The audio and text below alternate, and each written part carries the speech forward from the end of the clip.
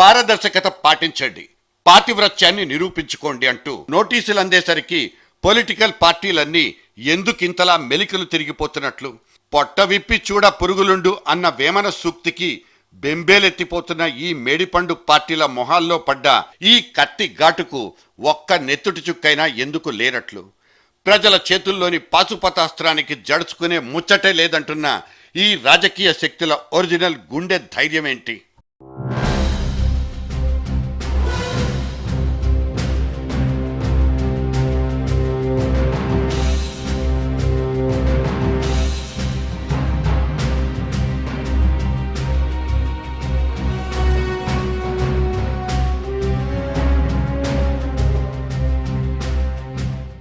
మీరు పబ్లిక్ ప్రాపర్టీయే, పైనుంచి ఊడిపడ్డ దేవకన్యలు ఏమీ కారు.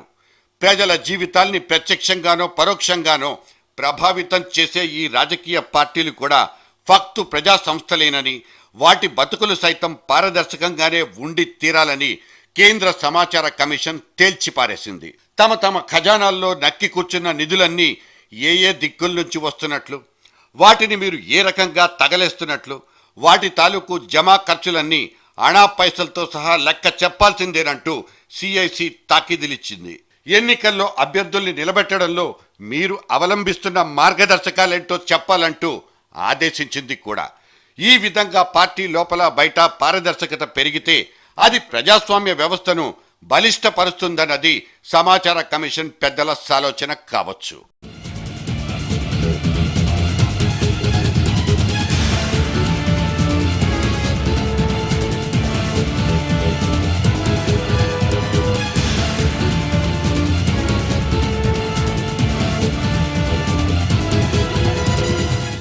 ఆయా పార్టీల కార్యాలయాలకు ఎకరాల కొద్దీ స్థల కేటాయింపులతో ఈ తాయిలాల తంపర మొదలైపోతుంది.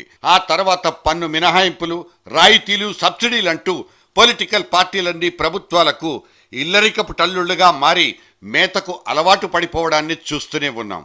నిజానికి రాజకీయ పార్టీలు అనగానే అవేవో దోపిడీ సంస్థలుగాను, వసూలు రాజాలుగాను ఫిక్స్ అయిపోయేంతగా ఇవాళ పరిస్థితి చెయ్యి దాటిపోయింది.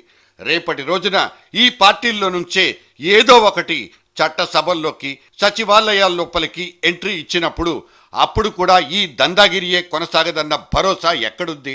మొక్కై వంగనది మానై వంగదు కనుక పార్టీలు ముదిరి ప్రభుత్వాలుగా మారే లోపల వాటి చుట్టూ పరిమితులు బిగిస్తే తప్పేంటి అంటూ ఇవాల్టి సిఐసి అంతిమ తీర్పును ఆహ్వానించే ప్రజాస్వామ్య కాముకల గొంతుకులు అనేకం.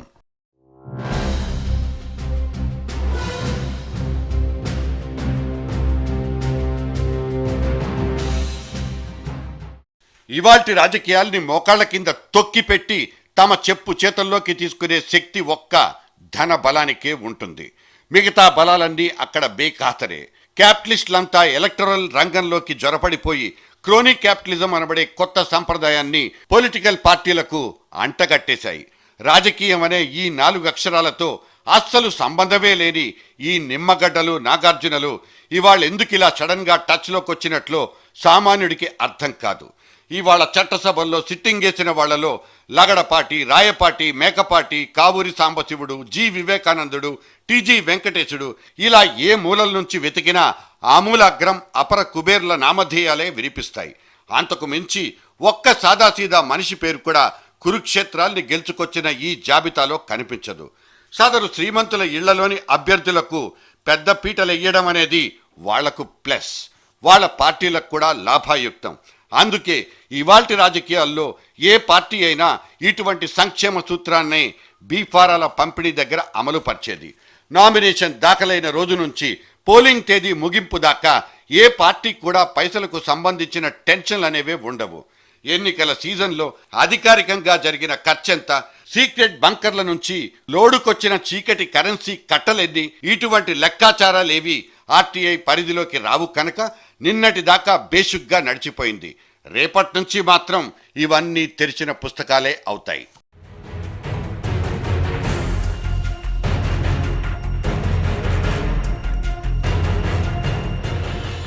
విరాళాల పేరుతో 4 కుక్క బిస్కెట్లు మొకాన విసిరేసే కార్పొరేట్ సంస్థల ఉడతా భక్తికి ఏ పార్టీ మాత్రం దాసోహం అయిపోదు. ఏకంగా కేంద్ర కేబినెట్లోనే కాళ్ళు చేతులు పెట్టి బయట నుంచి ప్రక్షాళనకు పాల్పడిపోతున్న కార్పొరేట్ సంస్థల జోక్యానికి మొన్నటి పెట్రోలియం మినిస్ట్రీలో చెలరేగిన మంట ఒక నికార్సైన తార్కాణం.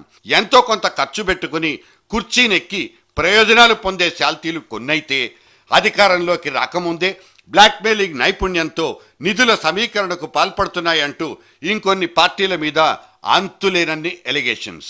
ఇలా వసూళ్లకు పాల్పడ్డమనే పొలిటికల్ క్రియేటివిటీ ఇవాళే పుట్టింది కాదు. 80s నాటి జ్ఞాపకం ఒకటి ఇక్కడ గుర్తొస్తోంది. బెజవాడ శివార్లలో జరిగిన తెలుగుదేశం మహానాడు ప్రాంగణంలో అకస్మాత్తుగా ప్రత్యక్షమైన ఒక భారీ పసుపచ్చ హుండీ విచిత్రంగా 10 నిమిషాల్లోనే నిండిపోయింది. అంతకు ముందు రోజు పార్టీ కరువు కాటకాల్లో ఉందంటూ లోటు బడ్జెట్ను ప్రవేశపెట్టిన ఎన్టీఆర్ బేలచూపులే ఈ విరాళాల వెల్లువకు కారణం కావచ్చు. కాకపోతే అందులో పడ్డ ఒక్క నోట్ల కట్టకైనా లెక్కలడిగే దమ్ము ధైర్యం అప్పటి చట్టాలకు లేకపోయింది. ఇక మొన్నటి మహానాడు జాతరలో తమ జమా ఖర్చుల బ్యాలెన్స్ షీట్ల లోటు బడ్జెట్ సమర్పించుకున్న చంద్రబాబు పార్టీ హుండీలో 4 కోట్ల కరెన్సీ కట్టలో చెక్కులో డొనేషన్స్ పేరుతో పడిపోయాయి.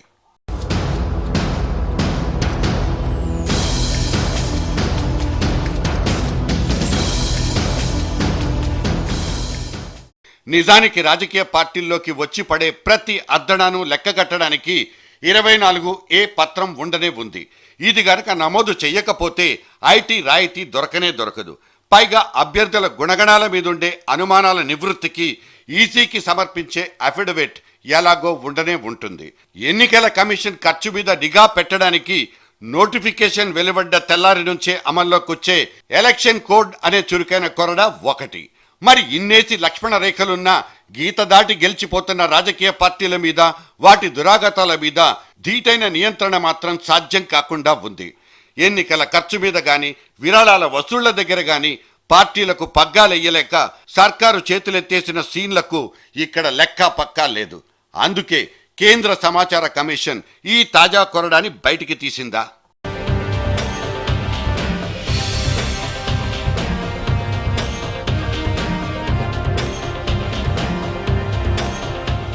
కానీ సిఐసి తీర్పులోని కొన్ని అంశాల మీద అభ్యంతరాలు లేకపోలేదు. చివరకు అభ్యర్థుల ఎంపికలో కూడా గోప్యత పాటించకపోతే అది పార్టీల ప్రాథమిక హక్కుల్ని కాలరాచినట్లే కాదా? పోటీ చేసే అభ్యర్థుల కోసం ఒక నిర్దిష్టమైన నియమావళి అంటూ ఉండనే ఉంది. క్రిమినల్ కేసులో బుక్ అయిపోయి శిక్ష పడిన వాడు పోటీకి అనర్హుడన్న రూలింగు అందులో ఉంది. అందుకే మా వడపోత మేం చూసుకుంటాం, మధ్యలో మా అంతర్గత వ్యవహారాల మీద మూడో కన్ను ఎందుకన్నది రాజకీయుల విమర్శనాత్మక ధోరణి. ఏ పార్టీ లోపలైనా వారి విజయావకాశాల బేరీజులతోనే అభ్యర్థుల ఎంపిక అనబడే కసరత్తు నడిచిపోయేది.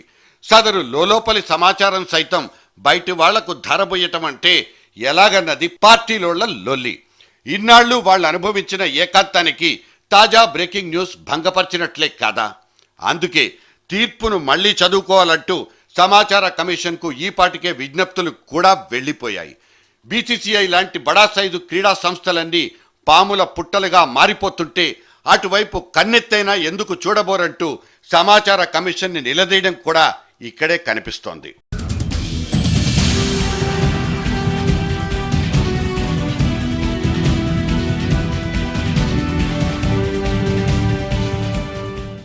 చట్టం ఎవ్వరికీ చుట్టం కాదు. కానీ ప్రజల చేతుల్లో పాశుపతాస్త్రం అంటూ అమల్లోకొచ్చిన ఈ సమాచార హక్కు చట్టానికి మాత్రం కొన్ని శక్తులు అతీతంగా వ్యవహరించడాన్ని ఏమని అర్థం చేసుకోవాలి? జనం నుంచి ఒత్తిడి పెరిగిన తర్వాతే సుప్రీంకోర్టు న్యాయమూర్తులు తమ ఆస్తుల్ని ఆన్లైన్లో ప్రకటించుకున్నారు.